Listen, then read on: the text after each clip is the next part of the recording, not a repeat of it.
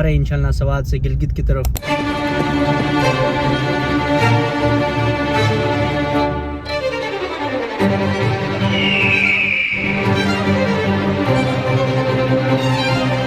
पहले भी मैं एक दफ़ा गया था 2015-16 में। ये मेरा दूसरा सफ़र है उधर तक।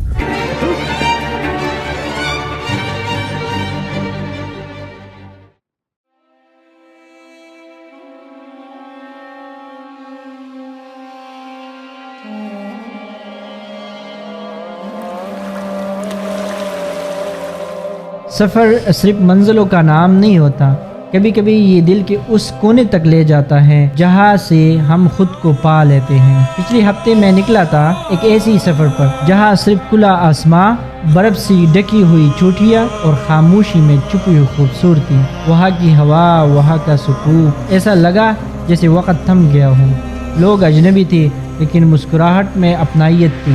रास्ते मुश्किल थे लेकिन हर मोड़ पर एक नया मंजर मेरा इंतज़ार कर रहा था।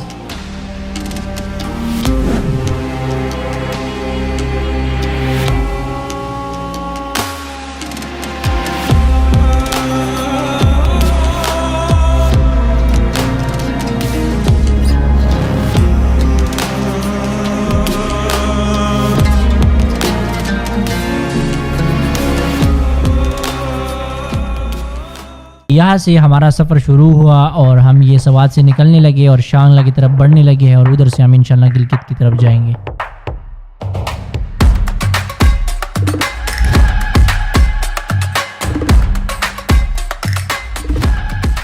अस्सलाम वालेकुम। ये सुदेश है पीछे बैठा हुआ, ये मेरा स्टूडेंट है, और ये मिस्टर ज़का और front end engineer at our company.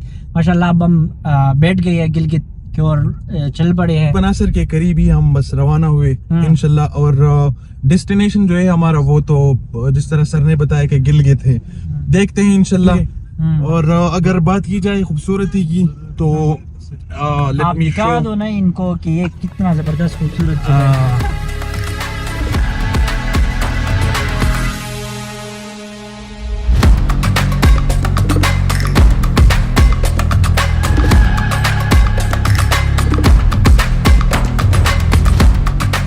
तकरीबन 20 किलोमीटर रहते हैं गिलगित, और ये मगरिब का टाइम होने वाला है, इंशाल्लाह हम गिलगित पहुंचने वाले हैं। टूर का आपको किस तरफ मतलब वो शौक आया या कोई पहले से प्लान था? इतना जाते हैं, खुदा की दुनिया देखते हैं, उससे आपकी कैपेसिटी बढ़ती है, आपके विजन बढ़ता है, आप एक बड़े इंसान बनते हो। टूरिज्म का और सयाहत का एक बहुत बड़ा इफेक्ट होता है इंसान की जिंदगी पर। आप जितने लोगों से मिलते हो, जितने ज्यादा आप एक्सप्लोर करते हो, तो आपकी कैपेसिटी बढ़ती है। सिर्फ आप देखने के लिए नहीं जाते कि नहीं है, ये आपकी पर्सनालिटी को बिल्कुल चेंज करती है और आपकी दुनिया के बारे में ख्यालात भी इससे चेंज हो जाते हैं।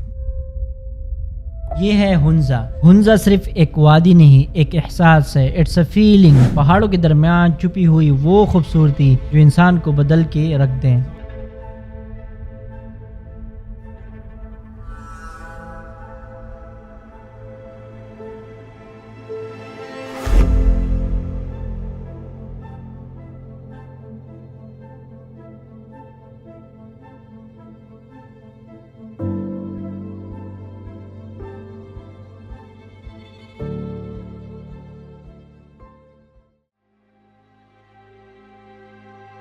यहाँ हमारी मुलाकात बहुत से फॉरेनर से हुई, ख़ुसूसन एक बंदा जो अपनी वाइफ और फ्रेंड के साथ आया हुआ था फ्रांस से, एक मुसाफिर जिसने सब कुछ बेच दिया सिर्फ दुनिया देखने के लिए, खुद को पाने के लिए और सादगी से जीने के लिए। यकीन करे उसकी आंखों में सुकून था, बातों में गहराई और दिल में एक सबक। जिंदगी का असल हुस्न सादगी में है और असल ताकत भरोसे में। इस बंदे ने वो सबक हमें सुनाया है जो कि हम मुसलमानों में कम पाया जाता है। Wow, I love Pakistan so much. The people are so nice. So I have to come back to Pakistan. Thank you. And you should visit Swat. Yeah, we are from Swat. Yes. Yeah. Pakistan is very good country. The beautiful view.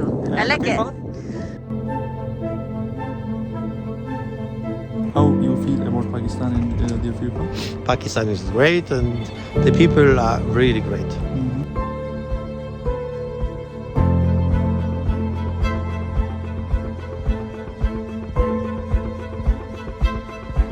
इसके बाद हम चले आलतित किले की तरफ। ये बहुत पुराना किला है और इसकी तारीख़ भी 1100 साल तक पुरानी है। यहाँ हमारे साथ मिला टूर गाइड, उसने बहुत ही पुरमसरत अंदाज से सारी चीज़ें हमें बताई और हमें मज़ा आया। और इसके पीछे एक बाज़ार है, उसमें मैंने रबाब वगैरह भी बजाया और बहुत दोस्तों से मिले। यहाँ सुनो टीवी का एक रिपोर्टर है, ये बंदा माशाल्लाह बहुत ही अच्छे अखलाक का मालिक है। इससे हमारी मुलाकात हुई, इसने हमारी एक इंटरव्यू भी रिकॉर्ड कराया।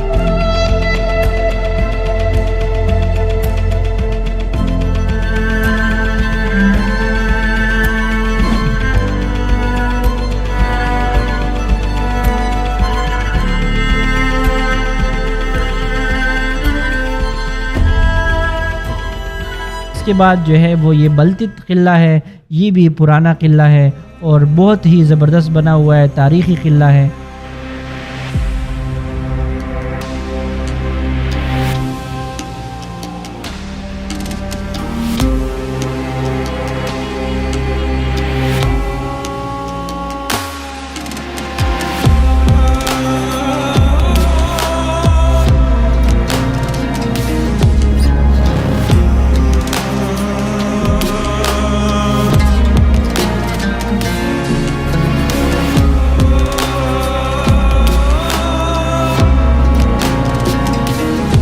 हम असल में जा रहे थे अताबाद लेक की तरफ, लेकिन रास्ते में दिल ने कहा चलो एक चक्कर नगर वैली का भी वो लगा ले। हमने दाई तरफ मोड़ लिया और सोचा ये तो करीब होगा, मगर जब सफर शुरू हुआ तो लगा जैसे मंजिल दूर है। जैसे जैसे हम नगर की तरफ बढ़ते गए रास्ता मुश्किल से ज्यादा दिलकश लगने लगा।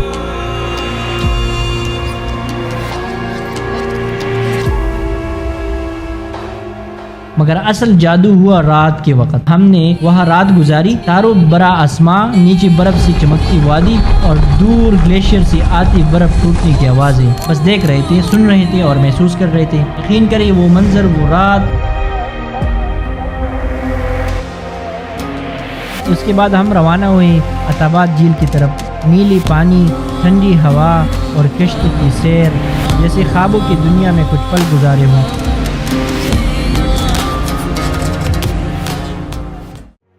तो हम इस वक्त खुंजराब की ओर बढ़ रहे हैं। ऐसा लग रहा है जैसे ज़मीन ने सफ़ेद बर्फ़ की चादर ओढ़ रखी हो। ये जो बर्फ़ नज़र आ रहा है इतनी स्मूथ है जैसे ये कंबल बिछा हुआ हो।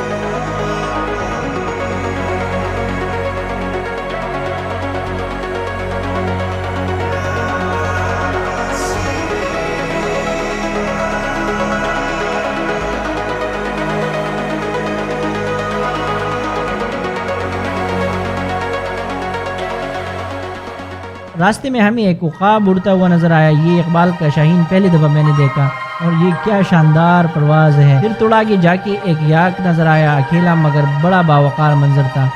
और सबसे ज़बरदस्त लम्हा तब आया जब हमें एक वाइल्ड लाइफ ऑफिसर ने रोका और कहा देखो वो सामने पहाड़ी पर जो खड़े हैं वो मारखोर है। यकीन करें दूरबीन पर देखकर बहुत ज़बरदस्त इसका सीन था कि कैसे एक जुड़ मारखोर का खड़ा है।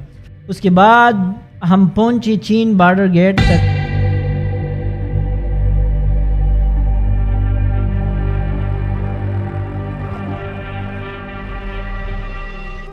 जब हम गिलगित से निकले हमारा रुख था नलतर वेरी की तरफ और जैसे ही हम वहां पहुंचे रात हो चुकी थी और इस लम्हे आसमान से हल्की हल्की बर्फबारी शुरू हो गई। ऐसा ज़बरदस्त फीलिंग। ओहो, हम कुर्सियों पर बैठे थे, बातें चल रही थी और ऊपर से बर्फ जैसे ख्वाबों की तरह बरस रही हो। हवा में ठंड थी लेकिन दिल को एक अजब सुकून मिल रहा था। सच बताऊं, उस लम्हे को अल्फाज में बयान करना मुश्किल है। फिर सुबह जब आंख खुली तो सामने जो मंजर था वो मेरी जिंदगी का सबसे खूबसूरत नज़ारा था। Can you believe it? Can you realize that all of us have actually begun the exploration of another world?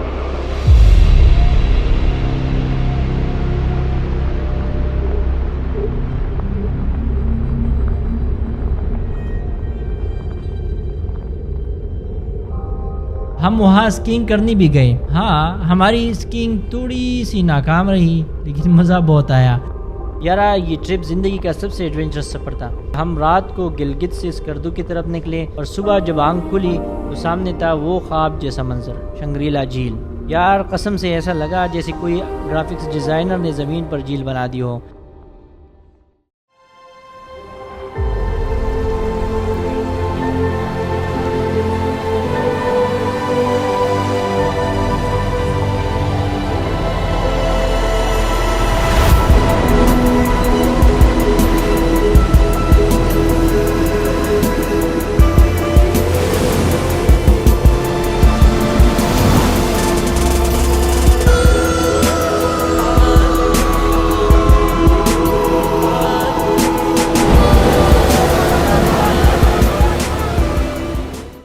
फिर हम स्कर्दू शहर में पहुंचे। छोटा सा प्यारा सा खूबसूरत सा शहर, दिल को बहुत भाया।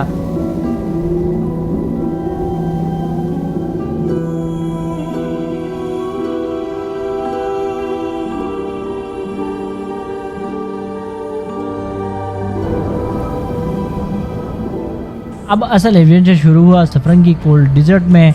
ये पाकिस्तान का वो शहर है जहाँ रेत भी है और सर्दी भी। जीप का सीन ऐसा था कि समझो कोई फिल्म चल रही हो। ड्राइवर का नाम था अशरफ भाई।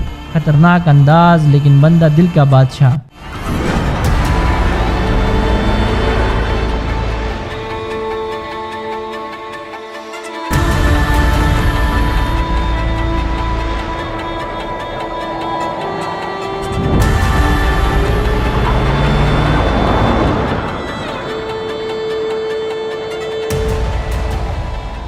फिर घोड़े पर बैठे और क्या भागा। ओ यार 3-4 किलोमीटर ऐसा घोड़ा दौड़ाया जैसे कोई फिल्मी सीन हो।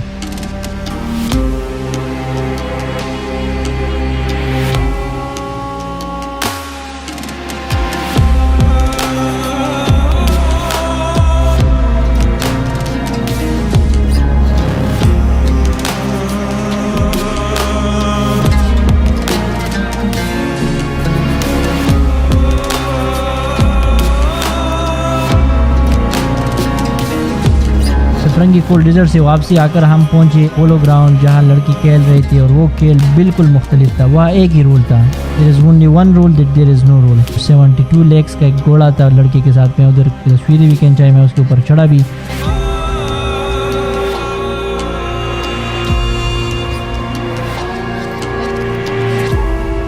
ये ट्रिप मेरी ज़िंदगी का ख्वाब सा था, यकीन माने। It was an amazing trip, I loved it.